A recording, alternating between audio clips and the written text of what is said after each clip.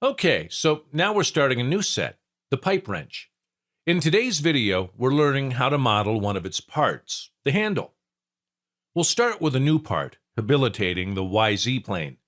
We'll draw the front part of it with the multiple lines command. We'll start with a measure of 35 and a width of 17. Then the length will be 35 as well, then 7, and we'll create a line with an angulation of 10 degrees. Activate the line partial erase, and we'll erase some of those lines. Now we're moving on to the pipe wrench's rod. With the rectangle and relative point active, we're going to use the upper part of our first geometry as a reference. That rectangle will have a distance of 7.5 from the top edge, the width will be 20, and the length will be 253. Using arc circle, we'll use that top point as a reference with relative point. The x-axis will have a distance of 23, the y-axis 15, and the circle will have a radius of 3.175. Using arc circle again, we'll use the relative point, and we'll draw a circle where the drill will be made. The x and y-axis will both have a measure of 10, and the circle's radius will be 3. I'll erase those measures to see it clearer on the next steps, but you can leave them here so you don't lose the parametrization. Still using the arc circle, we'll do the rounding on the end of the part. Using the same previous circle, we'll draw a circle with a radius of 10 and erase the lines left.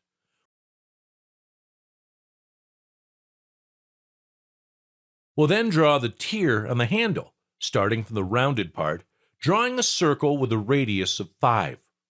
Now we're going to draw the rectangle, having the circle's quadrant as a reference. The rectangle will have 10 as a width and 160 as length. Then, by the end of the rectangle, we'll draw a circle with a radius of 5.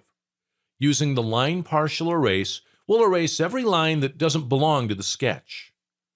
Okay, so after finishing the sketch, we'll habilitate the extrude command. We'll start from the front part, extruding both ways, adding in both the measure of 7.5. With the same command habilitated, we'll extrude the other part, considering they have different widths. It's the same step-by-step process we did before, but both will have a measure of 6. The difference will be that we'll select the profile face option, in which we'll select any line from the tier we drew and select the circle at the beginning of the part.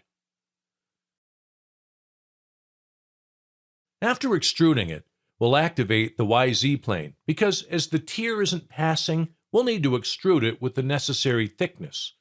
For that to be possible, we'll draw the geometry on Sketch. Using the drawing Sketch 3D, we're going to select every line we'd like to project. Then we'll finish the sketch. On the extrusion, we'll add 2.5 both ways, and using profile face, we'll select the circle and we'll add a through hole.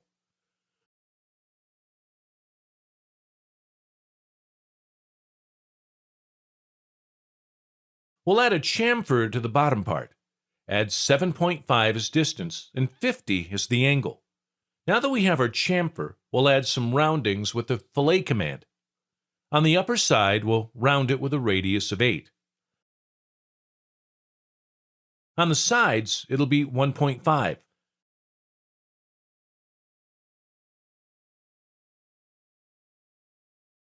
And on the bottom, it'll be 6. I'll add the hole on the angled part to add the screw that attaches the spring. Now, with the hole made, let's put the planes to achieve this knurled finish that you have in front of the piece. Habilitate the plane command and select the angle rotation option with an angle of 45 degrees.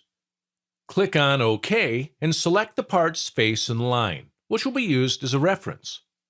On the first plane, we'll select the upper face and that straight line on it, and it'll be made. On the second one, we'll select the lateral face and the upper straight line. Hey, considering we've already seen the knurling operation in a previous video, I think I'll leave the link of the step-by-step operation on the description and the cards next to it. If you have any questions, please just access the video Sergeant Set Body. Now that our knurling operation is done, we'll move on to the next and final operation, and that's changing its material to carbon steel. Voila, that's it. Now you have the handle. Well, guys, that's it for today. Remember to subscribe, click the notification bell to receive our alerts for our weekly training videos.